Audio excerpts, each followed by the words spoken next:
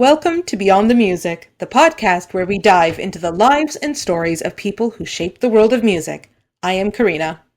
And I am Lena. We're both classically trained singers, and this podcast is our chance to explore the fascinating intersections of music, history, and humanity. In our previous episode, we discussed dramatic voices. And today, it is my turn to present. Is The Phantom of the Opera really an opera? Oh, I like that. A structural and vocal analysis. In my experience, whenever I say I'm an opera singer, they say, oh, you must sing Phantom of the Opera. For the record, I did sing some of Christine Daae's part. I did. All of it. Most of it. Anyway, so I understand how that happens. So today I wanted to explore a question that continues to surface in opera houses, theater departments, voice studios, and among audiences alike. The question is simple, but the answer is more complex than it first appears. Is The Phantom of the Opera actually an opera? We are speaking, of course, about The Phantom of the Opera, composed by Andrew Lloyd Webber, which premiered in London's West End in 1986 and went on to become one of the most commercially successful stage works in history. Dun, dun, dun, dun, dun, dun. Iconic. The confusion is understandable. The story is set inside the Paris Opera House. The score is lush and orchestral. The soprano sings high E flats. Much of the show is sung rather than spoken. The Phantom himself speaks in heightened musical language and dramatic lyricism. The aesthetic signals feel operatic. However, genre is not defined by aesthetic resemblance alone. Genre is determined by structure, performance practice, compositional language, and institutional context. If we want to answer this question seriously, we have to examine how the piece is built. So today, I would like to look at Phantom through several lenses: musical structure, harmonic language, orchestration, vocal technique, performance ecology, and historical context. By the end of this discussion, I hope it will be clear that while Phantom borrows heavily from opera's aesthetic vocabulary, unfortunately, it remains firmly situated within the tradition of musical theater. So, what defines opera? Before we analyze Phantom, we need to clarify what opera actually is. Opera is not simply dramatic singing, nor is it defined solely by the absence of spoken dialogue. However, there is spoken dialogue in Mozart's Die Zauberflöte. Opera is a centuries-old tradition with specific compositional and performance conventions. It is characterized by predominantly sung text, unamplified vocal production, orchestral balance built around acoustic voices, and extended musical architecture that sustains dramatic development over long spans. Consider La Traviata by Giuseppe Verdi. The dramatic unfolds through large-scale scena, structures in which recitative leads into aria, and aria into ensemble, all integrated into an overarching harmonic framework. The soprano must project over a full orchestra without amplification. The orchestration, tessitura, and phrasing are designed with acoustic projection in mind. Even in later Romantic opera, such as the works of Giacomo Puccini, where the orchestra becomes increasingly lush and emotionally saturated, the singer remains acoustically sovereign. The vocal line must carry across the orchestra without electronic reinforcement. Opera is architectonic in nature. It builds emotional intensity gradually and structurally, often sustaining tension across entire acts. When we ask whether Phantom is opera, we must ask whether it shares these foundational characteristics. So let's look into the musical structure of Phantom. One of the most common arguments in favor of classifying Phantom as opera is that it is largely sung through. There are relatively few extended passages of spoken dialogue compared to many other Broadway musicals. However, being sung through does not automatically make a work an opera. The internal architecture of the music matters. Phantom is constructed from discrete musical numbers that function independently. These numbers frequently follow verse-based development, refrain structures, and climactic builds characteristic of contemporary musical theater. For example, one of my favorite songs, The Music of the Night. Nighttime Shah. Oh, I love it. Mm-hmm. It unfolds as an extended lyrical ballad. It begins with atmospheric accompaniment, introduces a clear melodic theme, gradually intensifies through harmonic and dynamic expansion, and culminates in a sustained climactic high note before resolving gently. The structure is emotionally effective, but it is modular. It is built for immediacy and memorability. And it definitely works because I always remember it. In opera, an aria often exists within a larger dramatic and harmonic continuum. Its internal sections are structurally tied to what precedes and follows. The orchestra may introduce thematic material independently of the singer, and harmonic development often extends beyond the duration of a single vocal number. In Phantom, the orchestra primarily supports the singer's emotional arc rather than developing independent symphonic argument. The pacing is theatrical rather than symphonic. Emotional peaks are timed for audience response rather than embedded within large-scale architectural spans. This difference in structural philosophy is fundamental.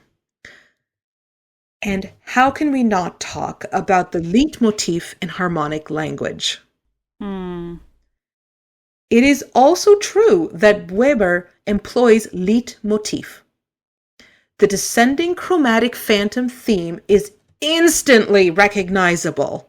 Dun, dun, dun, dun, dun, dun. Didn't. You know what's coming. The love theme recurs in multiple contexts. Musical ideas are associated with characters and emotional states. And of course, we bring back the technique recalls Richard Wagner, whose music dramas are built on extensive motivic networks. However, the function of leitmotif in Phantom differs significantly from Wagnerian practice. In Wagner's operas, motifs undergo continuous transformation. They are developed contrapunctually, harmonically altered, and woven into large symphonic textures across hours of music. In Phantom, motifs function more associatively rather than developmentally. They signal character or atmosphere, much like cinematic scoring. They enhance dramatic clarity rather than construct extended symphonic architecture. Harmonically, the score borrows from late Romantic color. We hear chromatic medians, diminished harmonies, minor tonal centers, and sweeping string voicings. Yet the harmonic pacing remains rooted in musical theater conventions. Cadences arrive with clarity. Key changes are engineered for emotional lift. Climaxes are positioned for theatrical impact. Opera often sustains harmonic tension across long arcs. Phantom resolves tension in service of individual song forms. We now have to look at orchestration and amplification. One of the most decisive differences between opera and musical theater is amplification. Opera singers project acoustically over orchestras of 60 or more musicians in large halls without microphones. Vocal training in the operatic tradition is designed to maximize resonance and to carry. In Phantom, the singers are amplified. This fact alone reshapes vocal production, orchestration, and compositional strategy. Amplification allows for softer dynamics, more intimate vocal color, and greater flexibility in registration. It permits moments of vocal subtlety that would not carry in an unamplified operatic setting. It also allows the orchestra to maintain a different balance, since it does not need to accommodate acoustic projection in the same way. This technological difference is not superficial. It fundamentally alters the relationship between the voice and the orchestra. Now we're getting into the nitty-gritty of the vocal writing of the characters. Of course, I'm sorry, but we have to start with Christine. I love her role. I love it. So Christine is often cited as evidence that Phantom is operatic. She sings high E flats and performs stylized coloratura passages in Think of Me. Absolutely stunning. However, when we compare her writing to a true bel canto role, such as Lucia di Lammermoor by Donizetti, the distinction becomes clear. Lucia's mad scene demands sustained high tessitura, extended coloratura, and unamplified projection over orchestra. The vocal line must remain even across registers and maintain legato continuity under significant acoustic pressure. Christine's writing, while demanding, does not sustain that level of operatic tessitura for extended spans. The climactic high E flat functions as a theoretical apex, rather than as part of a sustained bel canto structure. The role allows for stylistic variation, including straight tone and mixed dominant production, because amplification supports the sound. Christine is a crossover role. She may be sung by classically trained performers, so there's still hope for me. But she is not written strictly within operatic parameters. Of course, we also have to talk about the Phantom, the main man. So the Phantom himself represents another fascinating case.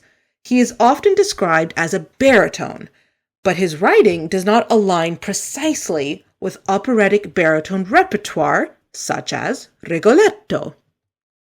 Instead, the role blends lyric legato with speech-inflected phrasing and upper register mix.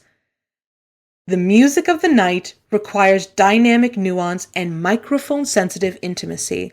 An operatic baritone projecting at full acoustic capacity would likely overwhelm the stylistic balance intended in the show. The role prioritizes control and color over sheer decibel output. It is important to recognize that Phantom, the piece, is not alone in blurring genre boundaries. In the 19th century, operetta composers such as Johann Strauss II created works that combined classical orchestration with theatrical immediacy and accessibility. If we're looking more current, in the 20th century, American musical theater saw similar hybridity. West Side Story, Love Again, composed by Leonard Bernstein, incorporated symphonic orchestration, extended harmonies, and motivic writing that paralleled opera. Yet, it remained firmly situated within Broadway's production model and vocal expectations. Within this lineage, the Phantom of the Opera occupies a clear position. It is a mega musical. It is spectacle-driven, emotionally heightened, and lushly orchestrated. It borrows opera's sonic and dramatic vocabulary, but it remains structurally and vocally musical theater. So, is the Phantom of the Opera an opera? Sadly and unfortunately, no. It is a musical theater work that adopts operatic gestures. It is amplified. It is modular in structure. It is written for crossover vocal technique. It exists within a commercial theater infrastructure. It captures the emotional intensity associated with opera, but it does so within Broadway architecture. It wears opera's aesthetic, but its bones our musical theater. And perhaps that is precisely why it endures and has so many fans across the world. I still listen to it. I can't get enough of Phantom of the Opera. I really can't. It's so beautiful. It is. And I actually saw it here in Canada when I was 4 years old. Oh. And that is what started my singing journey, because I loved the music so much. And just as a side note, when I was in New York a couple years ago, the Phantom was closing on Broadway, and I was able to see it in New York. And how was it? It was beautiful. I mean, it's Phantom. I love it. I just know the music version. I never saw the musical. Ugh. But I mean, I don't know if it's even at the moment played in Germany. I'm not sure. Ugh. Probably somewhere. It's beautiful. I love it. And no wonder it's a standard classical repertoire at this point in the musical theater world. It's beautiful. Yeah. Well, I hope you enjoyed learning about the Phantom of the Opera as much as we did. If you like this episode, don't forget to subscribe and leave a review.